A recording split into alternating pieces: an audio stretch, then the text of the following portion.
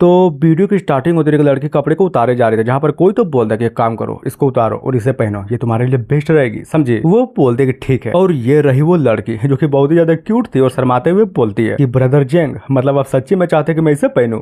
Yes, मैंने एक बार बोल दिया ना कि पहनो। ठीक है पहनती हूँ। और ये बोलकर फाइनली पहन लेती है। बोली जा रही थी कि ये है तो ठीक, लेकिन इसको पहनने के बाद मुझे सच्ची में थोड़ी सी शर्म आ रही है। शर्म किस बात की? चिंता मत करो, मैं हूं ना, सब कुछ ठीक हो जाएगा। और हाँ, ये जो बोलने वाला बंदा था ना, ये कोई और नहीं बल्कि ये बोले कि अपना मेन कैरेक्टर था। एमसी बोलता है कि चलो जल्दी करो, अगर हो गया तो सब कुछ पैक करो, हम लोग यहाँ से निकलने वाले हैं। हाँ निकलेंगे, लेकिन थोड़ा सा वेट तो करो, सबसे पहले खाने पीने का सामान ले लेते हो, क्योंकि तुम्हें खाना बहुत ही ज्यादा पसंद जो है। जिसकी बातों को सुनकर अपना मेन कैरेक्टर बोलता है कि जाओ देखो, हालांकि मुझे खाना पीना पसंद है, लेकिन तुम जो उठाई हो ना, वो बस एक कचड़ा है और कुछ भी नहीं। और हाँ जल्दी चलो, इन सबको फेंको, हम लोग पिकनिक में जा रहे हैं। अरे यार रुको, पहले इसे तो देखो, ये देखो, मैं इसे तो जरूर ले जाऊंगा अपने साथ। याद है ना, इस मैरिज डॉल को तुम्ही ने बनाया था और मुझे गिफ्ट दिया था। और ये सुनकर अपने एमसी भी लिटरली में पूरा का पूरा शर्मा जाता है कि बस हो गया ना, अब छोड़ो वो सब, चलो यहाँ से। तभी बताया जाता है कि एक्चुअली में यहाँ पर चल क्या रहा है, और ये सारी की सारी चीजें अपना मेन कैरेक्टर बताता है। सीन शिफ्ट होता है एक जगह से जहाँ पर डिसापस की भर्ती चल रही थी। कोई तो चिल्लाए जा रहा था कि जल्दी करो, यहाँ देखो, अगर आपके पास टैलेंट नहीं है ना तो घंटा भी फर्क नहीं पड़ता, बस होना ही है कि आपको हैंडसम होना चाहिए, समझे। इसलिए जल्दी करो, हमारे हेवन सेक्ट में ज्वाइन हो जाओ। और ये जो लड़की थी ना जो कि चिल्लाए जा रहे थे, ये अपने एमसी को नोटिस कर लेती है और बोलती है कि हे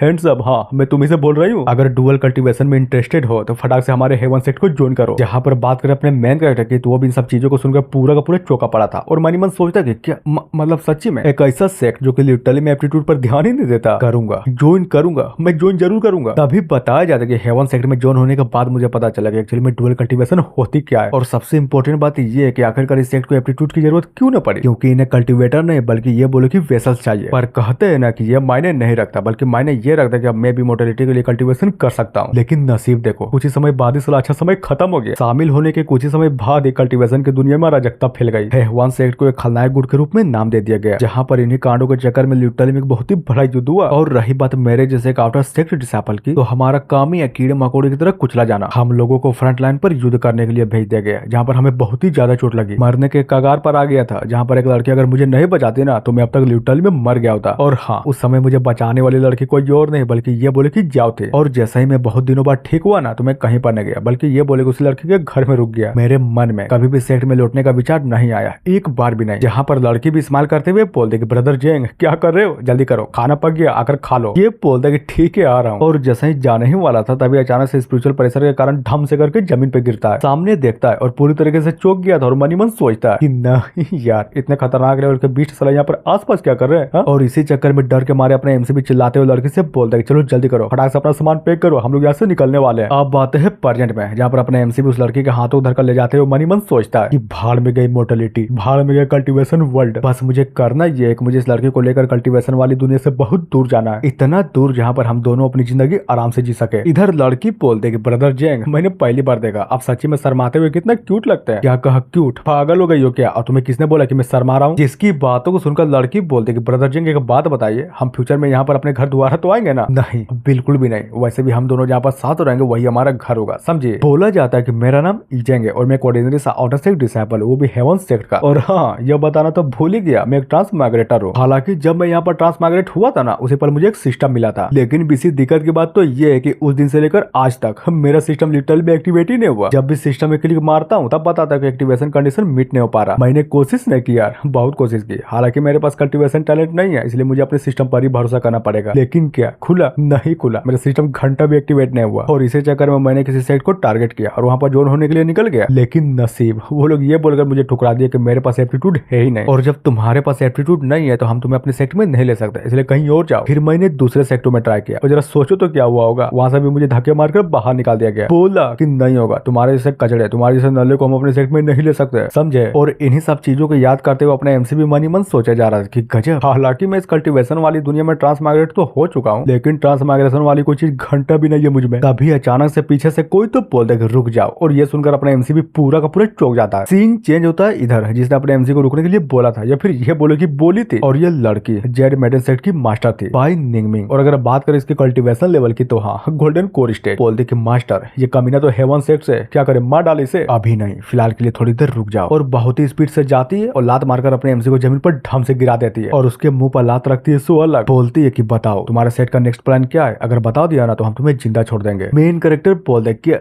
मतलब तुम सच्ची में पागल हो गई हो या फिर तुम्हें दिखाई नहीं देता? नहीं बताओ, मेरे जैसे कम कल्टीवेशन वाला बंदा, क्या तुम्हें सच्ची में लगता है कि सेट के प्लान के बारे में मुझे कुछ पता भी होगा? और ये सुनकर वो लड़के भी बहुत ही गौर से बस अपने एमसी को ही देखे जा रही थी। तो सरकी बोलती कि मास्टर, उस बंदे से कुछ भी पूछने की जरूरत नहीं है, एक काम करते हैं, इस लड़की को मार डालते हैं, उसके बाद वो बंदा बताएगा ना। लीडर बोलते कि ठीक है जाओ। जहाँ पर ये सारा का सारा कांड देकर जाओ भी रोते हुए बोले जा रहे थे कि प्लीज प्लीज ब्रदर जैक को छोड़ दो, वो एक अच्छा आदमी है, वो बुरे आदमी नहीं है, इसलिए प्लीज छोड़ दो। क्या कहा कमीनी, मतलब तुम्हें सच्ची में लगता है कि तुम्हारे रोने और गिड़गिड़ाने से मैं उसको छोड़ दूंगी? नहीं, बिल्कुल भी नहीं। और ये बोलकर लिटरली में यार एक तलवार को जाओ के सर के आर पार कर देती है कि ये ले मर। हमारा मेन कैरेक्टर देखता है और सामने के नजारे को देखते हुए पूरे का पूरे तरीके से रोए जा रहा था कि प्लीज प्लीज उसको छोड़ दो, उसने कुछ भी नहीं किया, अरे वो तो हमारे सेट की मेंबर भी नहीं है। और तभी अचानक से चिल्लाने लगता है कि साली कमीनी कहीं की, नहीं बताओ तुम्हारी हिम्मत कैसे उसको मारने की। और ये बोलकर रेंगते हुए धीरे धीरे कर लड़के के पास पहुंच जाता है। लड़की बोलती कि चाहे वो तुम्हारे सेट की हो या फिर ना हो, तुम तो हेवन सेट के हो ना, और जब तुम हो और लड़की भी तुम्हारे साथ है तो जाहिर सी बात है वो लड़की भी मन्नत डिजर्व करती है। समझ गए ना कि मेरा बोलने का मतलब क्या है? तो चलो बताओ तुम्हारा प्लान क्या है? जिसको सुनने के बाद अपना एमसी उस लड़की के मुंह पर ही थूक देता है कि ये ले, ये रहा प्लान। और हाँ, क्या बोली थी तू, अगर मैं सेट में हूं तो मुझसे मिलने वाला हर बंदा उस सेट का मेंबर होगा? ये कहाँ का इंसाफ है? कमीनी कहे कि ये कौन सा लॉजिक है? प्लान जाना था ना तो फिर सुन, अगर मुझे सच्ची में प्लान के बारे में कुछ पता भी होता ना तो मैं तुम लोगों को बिल्कुल भी नहीं बताता। और वो इतना बोल ही रहा था तभी अचानक से उसके आंखों में ढम से पड़ती है और लड़की जो थी ना अपने एमसी के दोनों आंखों को ही निकाल लेते, जिसके चक्कर में अपने एमसी को भी बहुत ही ज्यादा दर्द हो जा रहा था। मेन कैरेक्टर बोलता है कि साली कमीनी कुतिया कहीं की। लीडर भी लाइक सुनो, इसे जल्दी से खत्म करो, हमें तुरंत यहाँ से निकलना होगा। उधर वो भी ग्रीड करते हुए बोलते कि ठीक है समझ गए। और जितने भी लड़कियां थे अपने एमसी को तलवार से मार मार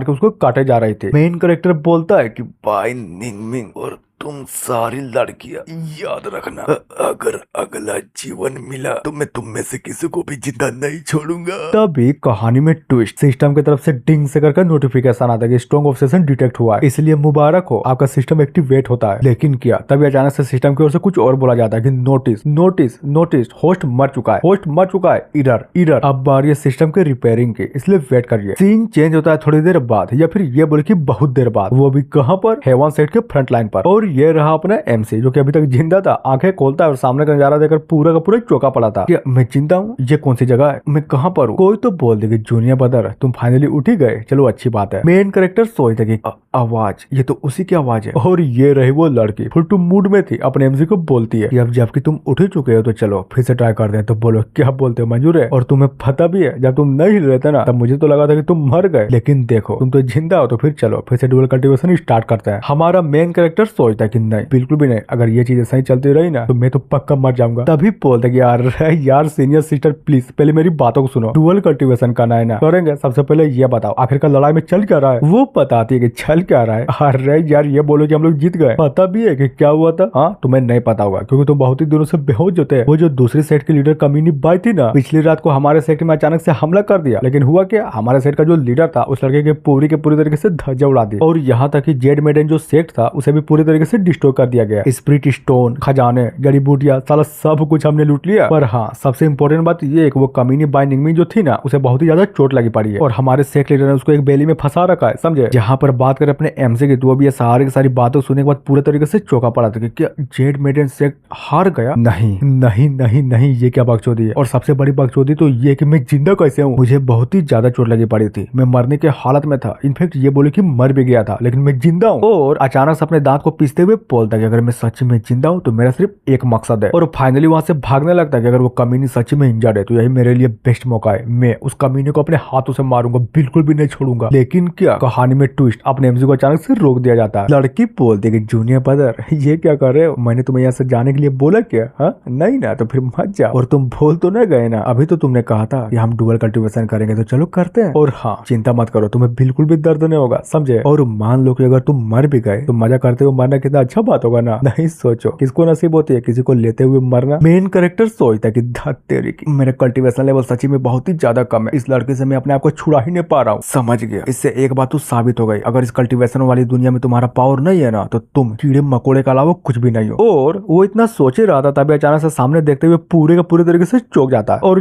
जी हाँ, इतना बोलने के साथ ये एपिसोड फाइनली यहीं पर खत्म होता है। तो गाइस देखो, ये था मेरा न्यू मानो जिसको मैं कंटिन्यू करने वाला हूँ। तो समझ रहे हो कि मेरा बोलने का मतलब क्या है, क्योंकि ये मानो मुझे लिटरली में बहुत ही ज्यादा पसंद आया। तो मिलते हैं ऐसे किसी नेक्स्ट वीडियो में। So thank you.